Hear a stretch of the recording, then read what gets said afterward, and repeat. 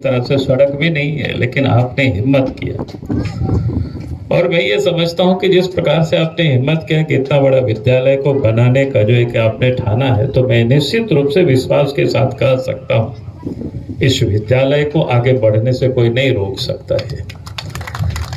और मैं अभिभावकों को भी एक बार आश्वस्त करता हूँ अपने ओर से, उनके ओर से नहीं, लेकिन जो कि मैं जानता हूँ कि जो व्यक्ति बाहर में काम करता हो और पैसा कमा करके फिर इन क्षेत्र में इन्वेस्ट करना, ये कोई साधारण बात नहीं है, सामान्य बात नहीं है। ये वही कर सकते हैं जिसके प्रति जिनके दिल में गांव के प्रति एक दर्द है, गांव के लोगों के प्रति एक दर्द है कि वहां के भी बच्चे अच्छे पढ़ाई लिखाई कर सके। और नहीं तो फिर इनके बच्चे से भी परिचय हो रहा था, हमने पूछा कि कहाँ रहते हो, लोग बोला कि दिल्ली में। चूंकि इनके बच्चे दिल्ली में पढ़ते हैं, खुद दिल्ली में रहते हैं, ठीक है, इस क्षेत्र में जन्मे, इस क्षेत्र में बढ़े, सब कुछ हुआ, लेकिन सामान्यतः लोग गांव छोड़ देते हैं, गांव के लोग मोड़ते नहीं है। लेकिन अनिल राय जी ने एक संकल्प लिया है, जो आप तो देख रहे हैं कि इस जो परिसर को इन्होंने विकसित करने की, और जिस प्रकार से इन्होंने कहा कि भाई यहाँ बच्चे जो पढ़ेंगे तो मॉडर्न जिसको बोलते हैं, आधुनिक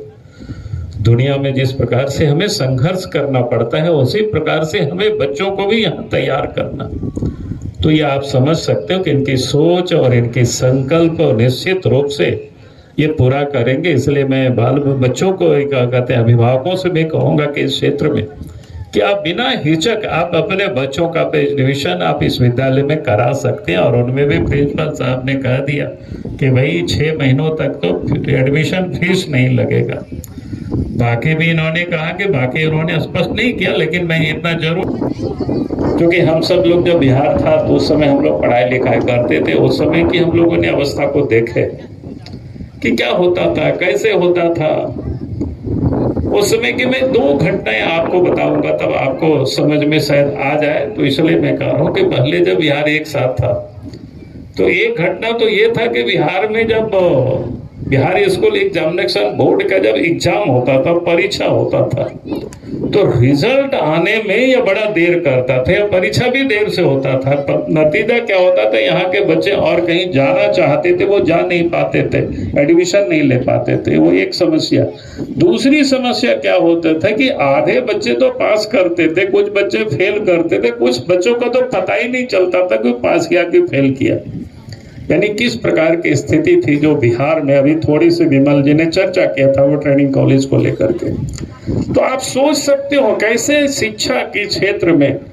और तब मैं ये सोचता था कि जब 1998 में हम MP बनकर के और भारत सरकार में मंत्री बने, उस समय अटल बिहारी वाजपेयी जी देश के प्रधानमंत्री थे, तो एक बार बिहार के जो छात्र रहते, बिहार मतलब झारखंड भी उस समय था क्योंकि अलग नहीं हुआ था, तो बच्चे रहते हैं, तो एक बार बच्चों ने हमें दिल्ली में बुलाया कि आपका हम सब लोग अभिनंदन करेंगे, वर्षों के बाद कोई बीजेपी जीती हो, केंद्र में सरकार बने और हम इस क्षेत्र से मंत्री थे, तो स्वाभाविक है कि फिर लोगों ने अभिनंदन के लिए बुलाए। और आप आश्चर्य करेंगे, लगभग वहां 5000 की संख्या में बच्चे थे, बहुत बड़ी भीड़ थी बच्चों की। मैं बड़ी आश्चर्य हो गया कि भाई दिल्ली में इतनी बड़ी संख्या में बच्चे पढ़ते हैं। और फिर मैंने जब भाषण वगैरह हो गया, फिर मैं एक एक बच्चों से ऐसे पूछने लगा कि भाई आप क्या पढ़ते हो, तो वही कोई बोला कि इंटर में है, कोई बोला कि BA में है। तो हमको बड़ा आश्चर्य हुआ कि भाई अगर हम उस राज्य से आते हैं जहाँ के बच्चे सामान्य जो शिक्षा प्राप्त करने के लिए देश क्या कहते हैं, अपने गांव से, क्षेत्र से, राज्य से, दिल्ली जैसे रहे हैं, वो उनकी इंग्लिश स्पीकिंग स्ट्रांग रही, वही टीचर हमारे यहाँ रहेंगे ना, ताकि हमारे स्कूल में जो भी बच्चे रहे उनको इंग्लिश में ही बोला जाए, ताकि वो धीरे धीरे इंग्लिश को पकड़ने शुरू करें और इंग्लिश बोलने सीखें। तो हम अपने स्कूल में जितने भी बच्चे रहेंगे उनको English speaking and general knowledge दोनों में सर हम बिल्कुल स्ट्रॉन्ग बनाने का हमारा प्लान है। इसी के साथ सर हम इस स्कूल को आगे बढ़ाना चाह रहे हैं, और स्कूल में स्पोर्ट्स की विशेष सुविधा रहेगी, लड़कियों के लिए अलग, लड़कों के लिए अलग, ताकि हमारे स्कूल के बच्चे आगे चल करके देश के लिए और स्टेट के लिए खेल खेलें। ये हमारा प्लान है। और तमाम हमारे मित्र संजय सदस्य हैं यहाँ पे पंचायत समिति सदस्य हमारे पंचायत के नीरज गुप्ता जी और सामने बैठे हमारे अभिभावक और इस क्षेत्र के प्रबुद्ध जन, पूज्य पिताजी चाचा जी हमारे, सचमुच हम सभी बड़े भागी